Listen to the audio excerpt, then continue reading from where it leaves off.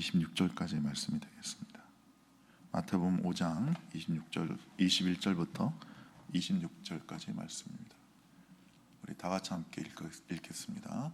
옛사람에게 말한 바 살인치 말라 누구든지 살인하면 심판을 받게 되리라 하였다는 것을 너희가 들었으나 나는 너희에게 이르노니 형제에게 노하는 자마다 심판을 받게 되고 형제를 대하여 나가라 하는 자는 공의에 잡히게 되고 미련한 놈이라 하는 자는 지옥불에 들어가게 되리라. 그러므로 예물을 제단에 드리다가 거기서 내 형제에게 원망 들을 만한 일이 생각나거든 예물을 제단 앞에 두고 먼저 가서 형제와 화목하고 그 위에 와서 예물을 드리라. 너를 송사하는 자와 함께 길에 있을 때 급히 사화하라.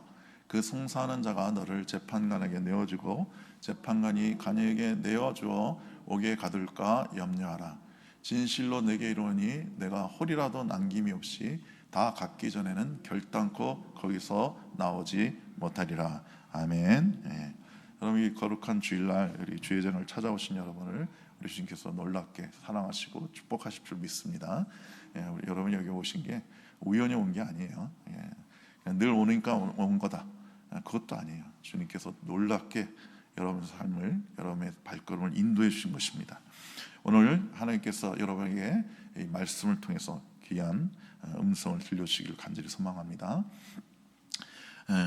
먼저 이 본문의 말씀을 통해서 축소된 율법에서는 그 살인하지 말라가 확대된 복음에서는 사랑하라로 읽혀져야 된다는 것을 우리에게 말씀해 주고 있습니다. 주님은 살인하지 말라는 그 10계명 중에 제6계명을 형제와 화목하라는 말씀으로 오늘 본문에서 확대하고 계시는 것입니다. 이는 인간의 어떤 예배, 종교 의식보다도 더 우선된다는 것을 우리에게 오늘 선포하고 계십니다. 예물을 제단에 드리다가 형제에게 원망드릴 만한 일이 생각나거든 예물을 제단에 두고 먼저 가서 그 형제하고 화목하고 그 위에 와서 예물을 하나님께 드리라고 우리 주님 오늘 놀랍게 말씀하고 계십니다. 여러분, 이 말씀은 기독교 신앙의 본질을 우리에게 잘 말해주고 있습니다. 여러분, 기독교는요 예배 우선의 원칙에 있는 기독교가 아니에요. 우리 기독교는 관계 우선의 원칙을 지키고 있습니다. 여러분, 인류 종교사에 있어서 인신 제물 종교가 있었죠. 사람을 막 제물로 바치는 종교예요. 이것은 예배 우선의 원칙의 아주 극단적인 사례입니다.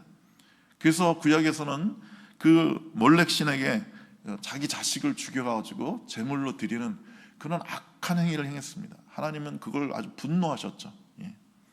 우리나라에도 그런 일이 있죠. 뭐 실제 있는 일은 아니지만 그래도 그런 비슷한 일이 있었죠. 이런 심청이 같은 경우 신께 제사하기 위해서 살아있는 젊은 처녀를 그 용왕님께 그냥 바친다고 바다에 던져버리지 않습니까? 또 실제로 있었던 일인데요. 그 아즈텍, 남아프리카의 아즈텍 제국에서는요 그 태양신을 섬겼는데 이 사람들은 희한한 믿음이 있었는데 그 태양이 떠올라야 농사를 짓고 이들이 살아갈 거 아니에요. 근데 태양이 매일같이 떠오르려면 반드시 사람의 피와 심장을 바쳐야 된다고 믿었어요. 그래서 진짜로 그 자기 나라 사람이 아니라 그 여러 부족을 침범해서 그 포로를 끌어다가 그 여러분 그 다큐멘터리나 TV에서 보셨죠? 그 피라미드 같이 그 높은 탑 위에 올라가가지고 거기서 살아있는 사람의 심장을 뽑아가지고 그렇게 신께 예배드리고 그 시체는 피라미드 밑으로 던져버렸어요. 그 영화로도 한번 만들어졌죠. 그래서 한 번에 수천 명의 사람의 심장을 도려내서 예배드렸다는 그런 기록이 있어요. 그러니까 너무 끔찍하죠. 아니 도대체 어떤 신이 예배를 받기 위해서 사람을 죽여야 된다고 그렇게 말을 하냐 이 말이에요. 도대체 얼마나 큰 복을 받고 싶어서 내 이웃을, 내 사랑하는 친구를, 그 사람을 죽여서 그 죽인 대가로 도대체 뭘 얻기를 원하는 거예요. 하나님은 이런 예배 우선의 원칙에 있는 종교들을 아주 증오하시고 분노하시고 심판하시는 분입니다. 여러분, 기독교도요 예외 없이 흥식주의 극단적 상황으로 빠져가면요 사람을 죽이는 자가 이 살인이 곧 하나님을 섬기기 위한 것이라고 합리화할 수도 있는 거예요. 그래서 예수님을 잡아 죽인 그 당시의 종교 지도자들, 대제사장과 서기관들은요 예수님을 죽이는 것이 하나님을 섬기는 거라고 그렇게 생각했어요. 기독교도 이렇게 극단적인 형식주의에 빠지면 이런 어처구니없는 잘못을 저지른단 말이죠. 여러분, 예배를 드리기 전에 먼저 형제와 화목하라는 말씀은요, 어떻게 보면 주님 사랑 이전에 서로 사랑, 너희가 서로 사랑하는 것이 형제 사랑이 먼저다, 이렇게 말씀하시는 거예요. 그렇잖아요. 예배보다 가서 먼저 화해하고 화목하는 게 더 우선이라, 이렇게 말씀하셨으니까요. 물론 주님의 사랑으로만이 우린 진정으로 형제를 사랑할 수 있습니다. 그러나 순서에 있어서 우리가 서로 사랑하는 것을 주님은 아주 소중히 여기신다고 우리에게 말씀하고 계신 거예요. 주님은 우리를 위해서 우선의 자리를 양보하신 거예요. 이것이 확대된 복음의 빛 아래서만 우리는 이해할 수가 있습니다. 먼저 가서 형제와 화목하고 그 후에 예물을 드리라 라는 말씀 속에서 이 먼저, 그리고 그 후에라는 단어 속에 우리 하나님의 측량할 수 없는 큰 사랑이 나타나 있습니다. 여러분, 율법주의자들은요, 율법의 표면은 지키나 그 정신을 항상 축소시킵니다. 율법주의자들은 살인을 단순한 육체적인 사례로만 이해했습니다. 그들은 사람을 신체적으로만 죽이지 않으면 법을 지킨다고, 율법을 지킨다고 생각했어요. 그러나 형제를 미워하기만 해도 살인하는 것을 그들은 전혀 몰랐습니다. 누가복음 18장에 보면 그 어떤 간원이 예수님께 찾아와서 선생님, 내가 어떻게 하면 구원을 받을까요? 영생을 얻을까요? 라고 질문을 합니다. 그랬더니 예수님이 이상하게도 그 사람에게는 율법을 지키라고 합니다. 특별히 살인하지 말라는 단어를 꼭 집어서 그 제6계명을 지켜야 된다, 이렇게 말씀하십니다. 그럼 이 사람이 아주 깜짝 놀랄 만한 대답을 하죠. 그 10계명이나 하는 율법은 내가 어려서부터 다 지켰습니다. 다 지킨 사람입니다, 제가. 이렇게 대답을 하는 거예요. 여러분, 그 사람은요, 율법의 표면적인 것만 아는 겁니다. 율법의 형식만 알았지 그 율법의 그 놀라운 깊이와 넓이, 그 엄청난 입체적인 부피를 전혀 몰랐던 거예요. 만일 그가 살인하지 말라는 그 계명의 깊이를 조금이라도 알고 있었다면 예수님께서 살인하지 말라고 그랬을 때 그는 주님, 저는 살인자입니다, 저는 수많은 살인을 했습니다 라고 엎드려 회개했을 거예요. 여러분, 살인은 사람을 죽이는 것만 의미하지 않습니다. 분명히 성경은 형제를 미워하기만 해도 살인하는 것이라고 성경은 말하고 있어요. 그래서 예수님께서 살인하지 말라고 그랬을 때 이 사람이 이 말씀의 깊이를 알았다면, 주님, 저는 지금까지 너무 많은 사람을 미워했습니다. 저는 너무 많은 사람을 분노했고 그 사람들을 업신여겼습니다. 저는 죄인입니다. 아마 그렇게 고백했을 거예요. 여러분, 제5계명인 내 부모를 공경하는 말씀도 우리는 어느 정도 공경해야 내가 어려서부터 이 말씀을 지켰습니다 라고 말할 수 있겠어요. 감히 말할 수 없는 거죠. 저희 어머니가 아직 살아계신데 저도 우리 어머니에 대해서 제가 항상 효도를 잘 못한다는 그런 생각을 해요. 제가 뭐 전화도 하고 찾아뵙기도 하지만 좀 더 했어야 된다고 생각을 해요. 저는 이 말씀을 제가 제대로 지킨다고 전혀 생각하지 않습니다. 여러분, 누구든지 감히 내가 하나님의 말씀을 다 지켰습니다 라고 말할 수 있는 사람은 없어요. 내 이웃 것을 탐하지 말라. 우리가 사람들의 것을 탐한 적이 한 번도 없어요. 또 주님이 말씀하셨어요. 여인을 보고 음욕을 푸는 자마다 그 마음에 이미 간음하였다. 이 법 앞에 쓸 수 있는 남자는 온 세상에 아무도 없어요. 오늘 본문에서 주님은 형제에게 노하는 자마다 심판을 받게 될 것이라고 무섭게 말씀하고 계십니다. 여러분, 분노가 살인의 가장 큰 동기죠. 그런데 분노 없는 살인은요, 그건 가실치사로 봐요. 그래서 법에서도 이 가실치사, 분노 없이 그냥 실수로 사람을 죽인 거는 많이 봐준단 말이죠. 그렇지만 비록 외상을 입히지 않았다 할지라도 분노가 포함되어 있는 사람은요, 그 사람의 심령은 그 죽은 거나 마찬가지. 그 사람의 신앙적 양심은요, 너무나도 이렇게 막 눌려 있게 돼 있습니다. 여러분, 육체적으로 살인이나 상해를 입히지 않았지만 형제에 대해서 지속적인 분노를 품고 있기만 해도 그 사람은 살인과 같은 죄를 지은 것입니다. 여러분, 살인도 물론 분노로 사람을 죽일 수가 있죠. 그런데 순간적인 분노로 사람을 죽인 거는요, 법에서도 조금 참작을 합니다. 그런데 오랜 시간 동안 분노를 품고 있고 미리 사전에 준비해서 저지른 살인은요, 우리나라 그 형법에서도 법정 최고형인 사형을 언도합니다. 오늘 본문에서 형제에게 노하는 자마다 심판을 받게 된다고 했는데, 이 노하는 자가 헬라어로 오르기조메노스라고 합니다.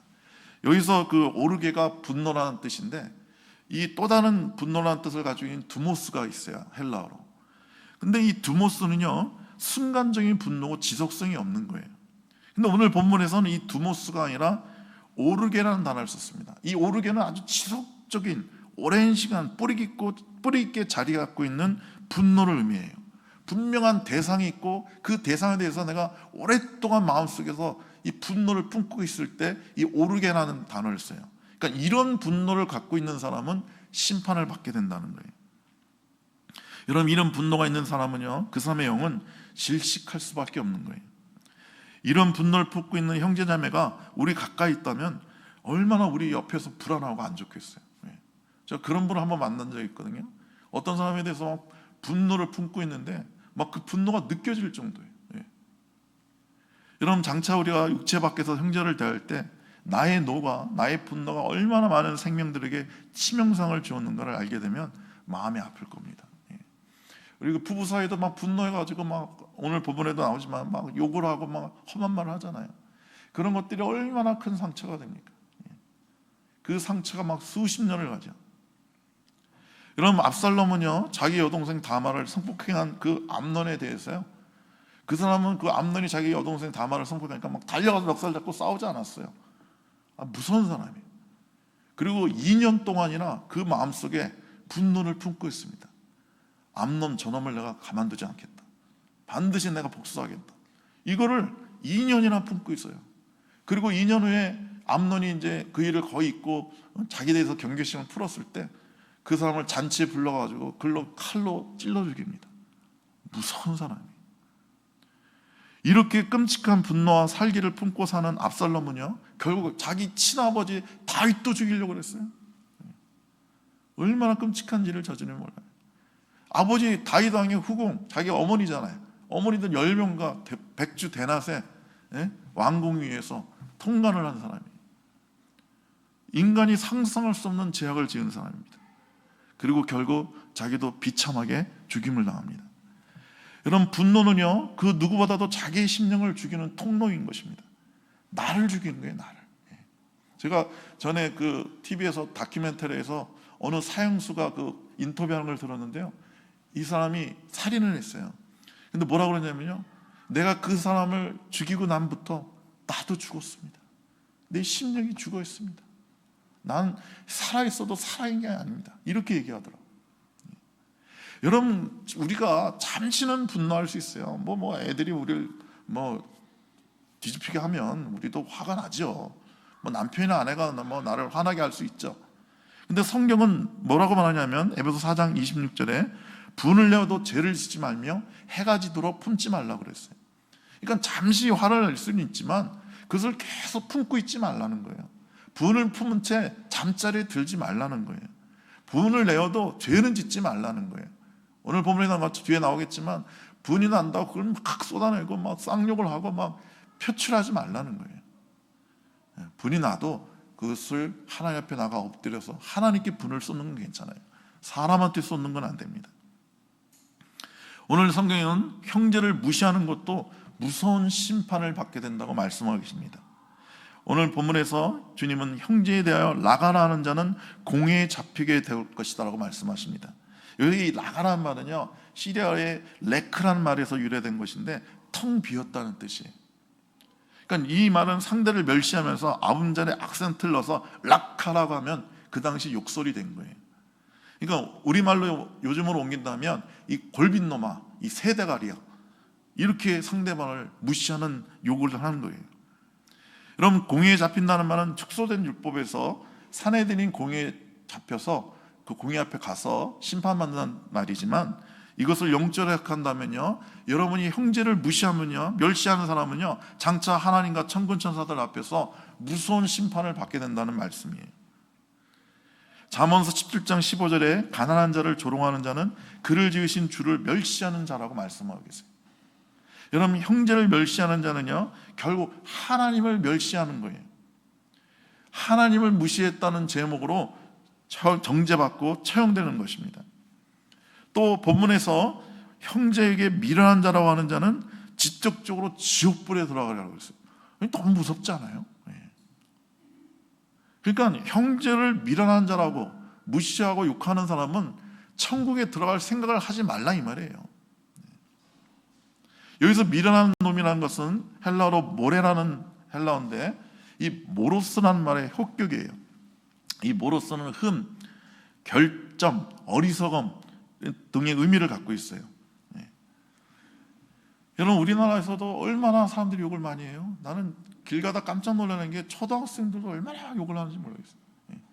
젊은이들은, 난 전에 어디 길 가는데 저쪽에서 젊은이들이 막 마주 오는데 난 싸우면서 오는 줄 알았어요. 하도 쌍욕을 둘이 해가지고. 그래서 쟤네들 왜 싸우고 오나 그랬더니 가까이서 보니까 서로 웃고 있어요. 웃으면서 온갖 끔찍한 쌍욕을 막 하는 거예요. 그래서 나는 싸우는 줄 알았더니 웃고 있더라니까요. 여러분, 하나님의 존귀한 자녀들을 향해서 아무 두려움 없이 뭐 개자식이라느니 뭐 소자식이라느니 이런 끔찍한 말을 하는 거는, 여러분, 얼마나 하나님께서 무섭게 심판하신다고 오늘 말씀하시는지 몰라요.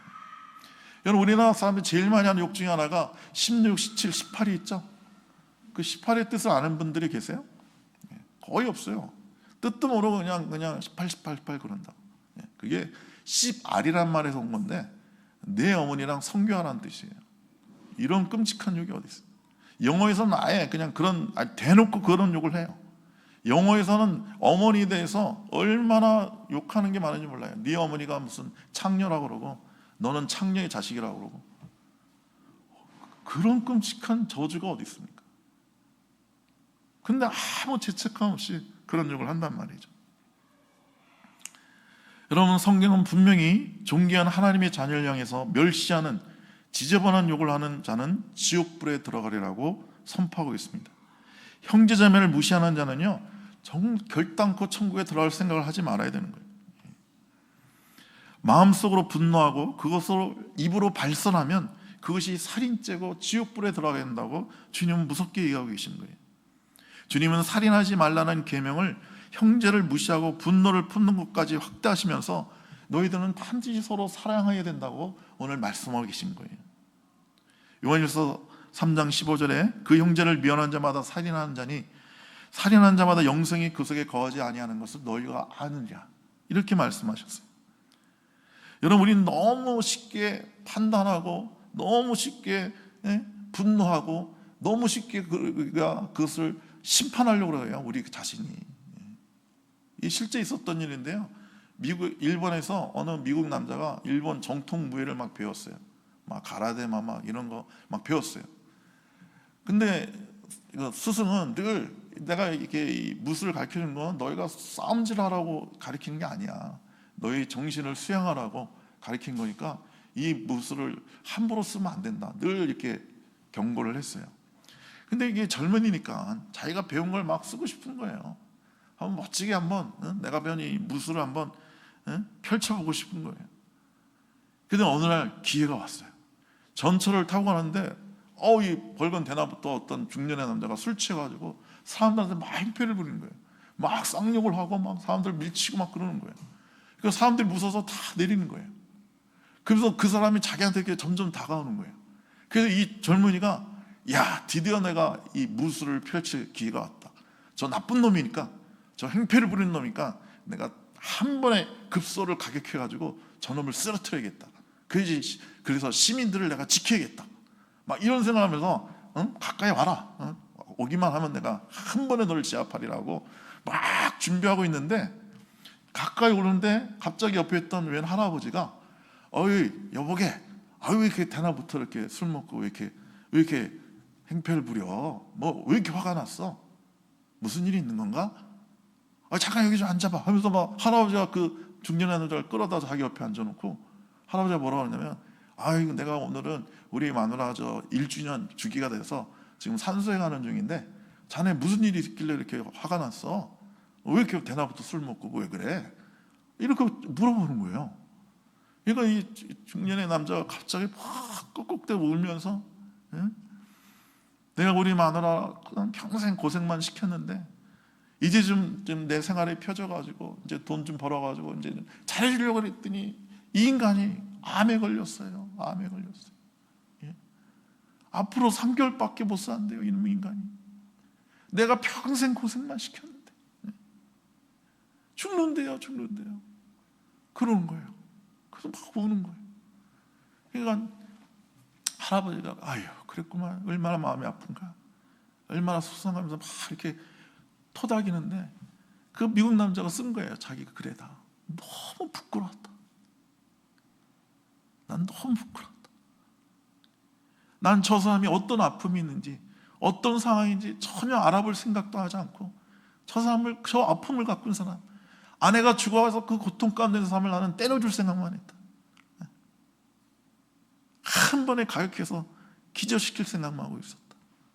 너무 부끄러웠다.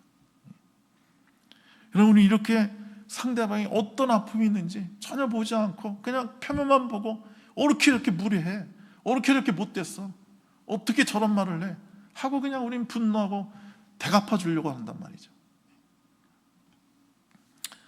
오늘 주님은 형제와 먼저 가서 화목을 하되 예물은 제단에 두고 가라고 말씀하세요. 사람들은요 하나님 앞에 나오기를 어려워해요. 그것은 자신의 추함이 하나님의 빛 가운데 드러난 것을 원치 않기 때문에 그렇습니다. 근데 그가 제단에 제물을 두고 간다면 훨씬 돌아오는데 도움이 될 거예요. 왜냐하면 보물 있는 곳에 우리 마음이 있으니까 제물을 제단에 뒀다면 반드시 돌아오게 되어 있습니다. 그래서 주님은 제물을 제단에 두고 가라는 거예요. 제물을 가져갔다면 그게 헌금을 만약에 가져갔다면 그 헌금을 자기를 위해서 급한 데 쓰든지 아니면 그 사람과 화목하는데 쓰든지 그 사람한테 뇌물을 줄 수가 있는 가능성이 있으니까 주님은 예물은 두고 가라고 한 거예요. 여러분, 아무런 인위적인 수단과 물질 없이 마음 중심을 열고 화목해야 진정한 화목이 되는 것입니다. 하나님의 말씀을 서로 나누고 손을 잡고 기도할 때 진정한 화목이 이루어지는 거예요. 진정한 화목 제물은 오직 예수님뿐입니다. 예수님의 보혈뿐이에요. 로마서 3장 25절에 이 예수를 하나님이 그의 피로서 믿음으로 말미암아 화목 제물로 세우셨다고 했습니다. 그래서 그 사람과 내가 진정 화목하려면 그 사람 안에 예수 그리스도가 있어야 되고 제 안에도 예수가 있어야 되는 거예요. 오늘 주님은 급히 사과하라고 그러셨어요. 형제와 불화할 때 사태가 더 악화되기 전에 주님은 급히 사과하라, 빨리 사과하고 빨리 회복하라는 거예요. 화목하라는 거예요. 괜히 헛된 자존심이나 가져가지고 그냥 누가 이기나 보자 아마 이런 승부의식에 사로잡혀서 불화가 극단까지 가지 않도록 내가 한 번 더 낮아져서 먼저 사과를 하라는 거예요. 진정한 화목을 위해서는요 누가 옳은가를 따지지 말라는 거예요. 여러분, 사랑은요 누가 옳은가를 따지지 않아요. 네가 맞냐 내가 맞냐 이런 거 따지면요 이미 사랑하는 게 아니에요. 사랑은 그런 거 따지지 않아요. 우리 자식들이 부당한 요구를 해도 야 네가 나한테 돈을 맡겨놨냐? 우리 애들 보면 어릴 때 보면요 아주 당당하게 돈 달라고 그래요. 아니 지들이 나한테 무슨 내가 빚을 졌어요. 무슨 지들이 나한테 돈을 맡겼어요. 그리고 또 돈 안 주면 막 화를 내요. 왜 안 주냐고. 그거 황당하잖아요. 지들이 뭔데 나한테 이렇게 당당해요. 그런데도 그런 거 안 따져요. 그냥 주고 싶고 더 사랑스럽고. 우리 지금 애가 컸어도 돈도 잘 벌어도 저한테 밥 한 번 안 사주거든요. 항상 내가 사야 돼요. 100번을 내가 사면 지가 한 번은 지가 사야 되잖아요. 인간이라면. 근데 그런 거 안 따져요. 제가 야 넌 인간이 돼가지고 어떻게 한 번도 아빠한테 밥을 안 사주냐 하면서 못된 거 너하고 이제 절교다 이런 생각은 1%도 안 해요. 그냥 더 사주고 싶고 더 잘해주고 그러고 싶죠. 사랑은요 절대 옳은 걸 따지지 않아요. 그런 걸 따졌다는 건 여러분 안에 사랑이 없다는 거예요. 사랑은요 뭐가 더 이기냐 이런 거 안 따져요. 사랑은요 자존심을 내세우지 않아요. 여러분, 급히 사와야 될 이유는요 내 인생이나 그 사람의 인생이 어떻게 될지 모르기 때문이에요. 이것도 실제 있었던 일인데 제가 전에 그 여자 청년 하나 지도했는데 청년부에서 그 자매가 오늘 막 울면서 얘기하는데 저 며칠 전에 아빠랑 대판 싸웠대요. 그리고 아빠 미워 그리고 막 승질내고 막 온갖 못된 소리 다 했대요. 그래서 자기가 마음이 안 좋아가지고 아빠한테 가서 용서를 구해야겠다, 사과해야겠다 그러고 있는데 갑자기 아빠가 쓰러져서 죽었어요. 그래서 얘가 장례 치르고 와서 막 제가 장례식장 갔더니 거기서 그렇게 우는 거예요. 아빠한테 사과를 했어야 되는데, 아빠한테 용서를 구했어야 했는데 그걸 못했다고. 그래서 막 서럽게 울고 있더라고요. 여러분, 우리는 흔히 내가 누군가에 의해서 이렇게 고통당한다고 하면서 분노하고 슬퍼합니다. 그런데요, 어떻게 보면요, 그런 나를 괴롭히는 사람에 대해서 감사해야 됩니다. 감사해야 됩니다. 저는 어느 목사님이 은퇴식하면서 그 얘기하는 걸 제가 감동 있게 들었는데, 이분이 그 교회에서 20년을 목회하면서 자기를 괴롭히는 5명이 있었다는 거예요. 항상 자기를 괴롭히고, 하나에 뭐 얘기만 하면 반대하고, 그리고 내가 뭐 실수하지 않나, 뭐 잘못하지 않나, 그래서 조금이라도 실수하면 막 왜 그랬냐고 자기 공격하고, 자기가 20년 동안 그 사람들 때문에 괴로웠대요. 근데 오늘 20년이 지나고 은퇴하면서 보니까 그분들한테 참 감사하다는 거예요. 왜? 그분들이 항상 쌍심지키고 자기가 실수하지 않나 이렇게 쳐다봤기 때문에 자기는 항상 긴장하면서 경건하게 살았다는 거예요. 그 사람들이 하도 지켜봐서 저는 실수하지 않으려고, 죄 안 지려고, 정말 거룩하고 경건하게 살려고 늘 애썼다는 거예요. 그래서 그분들이 나를 거룩하게 살 수 있도록 도와줬다는 거예요. 여러분, 나를 괴롭히는 사람에 대해서 감사해야 돼요. 그분이 우리를 괴롭혔기 때문에, 그 사람들이 우리를 괴롭혔기 때문에 우리는 주님을 만날 수 있었어요. 주님의 은혜를 체험할 수가 있었어요. 주의 놀라운 도움을 받을 수가 있었던 거예요. 미즈노 겐조라는 분, 뇌성마비 환자에 눈만 움직일 수 있어요. 온 몸을 못 움직여요. 그분이 이런 시를 썼어요. 내가 괴롭지 않았다면 하나님의 사랑을 받아들이지 않았으리라. 모든 형제자매들도 괴롭지 않았다면 하나님의 사랑은 전해지지 않았으리라. 만일 우리 주님이 괴롭지 않았더라면 하나님의 사랑을 나타낼 수 없었으리라. 내 인생에서도요, 제가 나를 아주 괴롭게 하는 사람이 몇 명 있었어요. 근데 그 사람들이 나를 괴롭게 했기 때문에 내가 그것에 대해서 잠시는 분노했지만 내 마음속에 그들을 용서하고 그들을 품었을 때 하나님은 그들의 그 괴롭힘과 그 나에 대한 공격을 통해서 더 놀라운 선을 주시고 더 놀라운 것을 주셨어요. 여러분, 그 캐먼스 윌슨이라는 사람이 직장생활을 잘하고 있었는데 오늘 미국에서는 뭐 어느 한순간 그래요. 직장에 갔더니 you fire 그러더래. 너 해고라고, 나가라고. 한순간에 이 사람이 너무 화가 나는 거예요. 너무 분노하는 거예요. 자기가 잘못한 것도 없고 자기가 얼마나 성실하게 회사를 위해서 일을 했는데 왜 나를 자르냐는 거예요. 그 막 이 사람이 막 방황을 했어요. 너무너무 분노했어요. 근데 부인이 여보, 그렇게 된 것도 다 하나님 뜻이니까 계속 슬퍼하고 분노하지 말고 이제 새로운 길을 찾아보자고. 하나님께서 당신에게 더 좋은 길을 주실 거라. 그래서 이 아내의 말을 듣고 이 사람이 이제 정신을 차리고 직업을 찾는데, 이제 나이가 들어서 어디 직장 들어가기가 어려워요. 그래서 이 사람이 영업직을 했어요. 세일즈는 뭐 누구나 할 수 있으니까. 그래서 미국 전역을 다니면서 이 세일즈를 하는데, 이 사람이 그 세일즈 하다 보니까 늘 문제가 숙소가 문제야. 그래서 그 모텔 같은데, 저도 미국에 살면서 여행할 때 싼 데 가면요, 너무 더러워요. 우리나라 여인숙 같은 것 같은 게. 막 제일 괴로운 게 냄새가, 이상한 냄새가 나.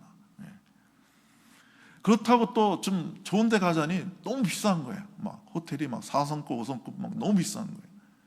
그래서 이 사람이 늘 다니면서 야, 좀 그 중간치가 있으면 좋겠다. 너무 싸지도 않고 너무 비싸지도 않고. 그리고 이 가족들이 같이 가서 머물 수 있는 그런 건전한, 우리나라도 저 숙소 좀 악하고 음란하게 많이 사용되잖아요. 그렇지 않고 아주 건전하고 가족들이 가서 쉴 수 있는 중간급의 호텔이 있으면 좋겠다라는 생각을 하다가 어느 날 내가 해볼까?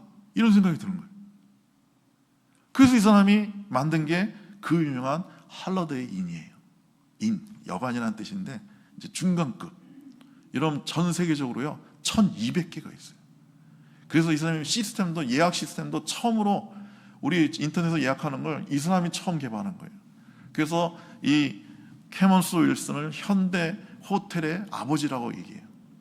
여러분, 이 사람이 잘렸기 때문에 호텔의 회장이 될 수가 있었어요. 재벌이 될 수가 있었어요. 회사에서 잘리지 않았다면 그런 평범한 회사원으로 일생을 마쳤을 거란 말이죠. 주님은 급히 사과하라, 급히 화목하라고 그랬는데요, 여러분 이 세상에서 그 누구보다도 가장 시급한 화목은요, 주님과의 화목이에요. 주님과 좋지 못한 관계를 버려둔 채 절대로 여러분이 시간을 지연시키면 안 돼요. 주님과 화목하는 일은 모든 일에 있어서 가장 우선이 돼야 됩니다. 주님과 화목하시는 아무것과도 화목이 없기 때문입니다. 주님과의 화목이 모든 것의 근본이 되는 것입니다. 율법의 완성자이신 예수님은 우리 성도의 삶이 단지 육체적으로 살인하지 않으면 별 문제가 없다, 이렇게 말하지 않으셨어요. 그런 생각하는 사람들에게 전혀 다른 삶, 즉 적극적으로 사랑하고 섬기고 존중하라는 말씀을 오늘 본문에서 하고 계신 겁니다. 우리 사회에서는 너무나 쉽게 사람을 무시하는 경향이 있습니다. 친구끼리도 너무 쉽게 무시하고 욕을 합니다. 여러분, 물질의 그 소유의 정도에 따라서, 교육 정도에 따라서, 그리고 어느 지역 출신에 따라서 사람을 차별하고 무시합니다. 여러분, 가난나라에서 온 노동자들을 무시하고 착취하는 그런 끔찍한 사람들이 있습니다. 우리 성도들은 이 세상의 모든 죄인들을 위해서 십자가에 못 박히신 그 귀한 사랑을 우리가 깨닫고 받아서 그 어떤 사람도 무시하지 않고 존중하고 사랑하고 화목하고 지낼 때 이 세상에서 주님이 원하시는 빛과 소금의 삶을 살 수 있을 줄로 믿습니다. 기도하겠습니다. 좋으신 우리 하나님 아버지, 결단코 우리가 우리 이웃을, 우리 형제를 무시하고 분노하고 멸시하는 일이 없도록 은혜 베풀어 주시옵소서. 주님께서 그들이 비록 부족하고 여러 가지 연약한 면이 있지만 그래도 그 주님께서 그들을 사랑하시는 것처럼 우리도 주님의 사랑으로 사랑하고 섬기고 그들의 상처와 아픔을 감싸주고 안아줄 수 있도록 하나님 은혜 베풀어 주시옵소서. 이 시간 우리 가운데 여러 가지 문제가 있는 분이 있다면 주님 찾아오셔서 만져주시고 안아주셔서 그 문제를 해결해 주시고 그 모든 죄를 용서하시고 모든 질병을 치유하여 주시옵소서. 예수님의 이름으로 기도드리옵나이다. 아멘. 우리 찬송가 50장 1절 부르면서 준비한 예물 우리 하나님께 올려